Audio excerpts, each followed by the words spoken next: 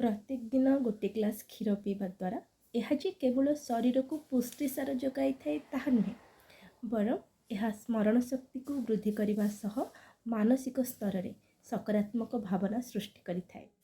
दुग्धरे थिबा पुष्टिसार तत्व यथा मैग्नीशियम स्मरण शक्ति ह्रास को रोकबारे सहायक होइथाए। एपरिकी दुग्ध जातीय खाद्य हृदघात जनित समस्या एवं रक्तचाप को मध्य नियंत्रण में रखिबारे साहाय्य करिथाए। प्रत्येक दिन दुग्ध किंबा दुग्ध जातीय खाद्य ग्रहण करुथिबा व्यक्तिंक स्मरण शक्ति साधारण भावे अन्य मानक स्मरण शक्ति ठारू उन्नत एवं प्रखर होइथाए। जो माने सप्ताह को 2 ରୁ 4 थर दुग्ध जातीय खाद्य ग्रहण करुछंती सेमाने दुग्ध जातीय खाद्य ग्रहण करुनथिबा लोकंक ठारू अधिक सूक्ष्म बुद्धि संपन्न बोली एक गवेषणा जना पड़ी।